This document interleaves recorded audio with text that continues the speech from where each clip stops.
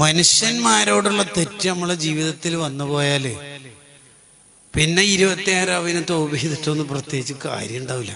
അയാളെ കണ്ട് പൊരുത്തപ്പെടിക്കണം. ഒരാളെ അള്ളാഹു ഉന്നത സ്ഥാനത്തേക്ക് എത്തിക്കണം എന്ന് ഉദ്ദേശിച്ചാൽ അയാൾ അള്ളാഹു എന്ത് ചെയ്യുന്നറിയോ? ശരിക്കും ശ്രദ്ധിച്ചേ. ഒരാളെ അള്ളാഹു ഉന്നത സ്ഥാനത്തേക്ക് എത്തിക്കണമെന്ന് അള്ളാഹ്ക്ക് താല്പര്യം ഉണ്ടെങ്കിൽ അള്ളാഹു അയാളെ ശത്രുക്കൾക്ക് അയാളെ വിട്ടുകൊടുക്കും. പിന്നെ അയാളെ കുറിച്ച് ഫുള്ള് ഗീബത്തായിരിക്കും. മഹല്ല് ഗ്രൂപ്പില് ചർച്ച ഉണ്ടാവും. ഉസ്താദ് പെരുന്നാൾ നിസ്കാരം കഴിഞ്ഞിട്ട് പോയി അല്ലേ, പോയതല്ല ഒഴിവാക്കിയതാണ്. ഭയങ്കര ചർച്ച. 7:15 മുതൽ ചർച്ച തുടങ്ങി. നമ്മളെ റമദാൻ കഴിഞ്ഞാൽ നമ്മളെ നാട്ടിൽ നരകമോചനവും പള്ളിയിൽ നിന്ന് മോചനവും ഉണ്ടാവില്ല. അങ്ങനെ ഉണ്ടാവില്ല.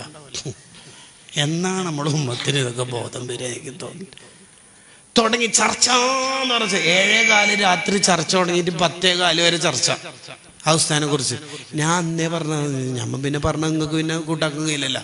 എനിക്ക് പിന്നെ ഒരാളെ കണ്ടാൽ തന്നെ ഒറ്റയടിക്ക് മനസ്സിലാവാൻ പറ്റൂല. ഭയങ്കര സംഭവം. നോക്കണേ, ശരിക്കും ശ്രദ്ധിക്കണം. 3 മണിക്കൂർ ആ വ്യക്തിനെ കുറിച്ച് ചർച്ച. ആ ചർച്ചയിൽ 18 ഹാജിക്കന്മാര് പങ്കെടുത്തു. അപ്പൊ എന്തായാലും 18 ഹജ്ജ് മൂപ്പർക്ക് കിട്ടും. 800 ഉംറ ചെയ്തവരും പങ്കെടുത്തിട്ടുണ്ട്. ഒരാൾ തന്നെ 8, 9, 10, 15 ഒക്കെ ഉംറ ചെയ്തിട്ടുണ്ടാവും. 800 ഉംറയും കിട്ടി. സക്കറിയ അൻസ്വാരി തങ്ങൾ പറയുന്നത് ഫീ ലൈലത്തിൻ വാഹിദ, ഒറ്റ രാത്രി കൊണ്ട് ആ നാട്ടിലെ ഏറ്റവും വലിയ സൂഫിയായിട്ട് അയാൾ മാറിയിട്ടുണ്ടാവും. 10 ലാസ്റ്റ് ഒരാൾ പറഞ്ഞ് വെറുതെ നല്ല മാസക്കാലായിട്ട് ഫിത്തിനും ഫസാദും മറ്റു സമയം കളയണ്ടല്ല. 3 മണിക്കൂർ കഴിഞ്ഞിട്ട്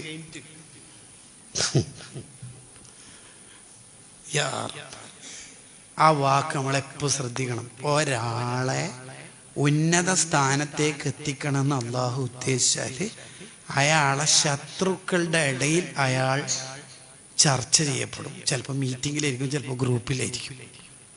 അതുകൊണ്ട് വ്യക്തികളെ തൊടാൻ നമ്മൾ പോയേ ചെയ്യരുത്. ഒരു വിധത്തിലുള്ള തെറ്റൊക്കെ അള്ള പുറത്തു തരും. പക്ഷെ അള്ളാന്റെ അടിമകളെ തൊട്ടാൽ അള്ള വിട്ടൂല. അടിമകളെ തൊട്ട വിടുന്ന പരിപാടിയില്ല.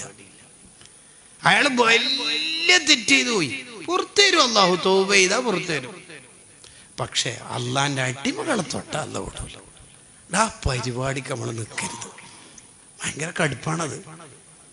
ഒരു സിന, ഒരു ഷുർബുൽ ഖമർ, കള്ളുകൂടി പൊരുത്തപ്പെടിക്കുന്നതിനേക്കാൾ ആഖിറത്തിൽ അള്ളാഹുവിന്റെ അടുത്ത് തൗബ കിട്ടുന്നതിനേക്കാൾ കഷ്ടപ്പാടാണ് വേറൊരാളെ കുറ്റം പറയുന്നത്. എന്തൊരു കഷ്ടമാണത്.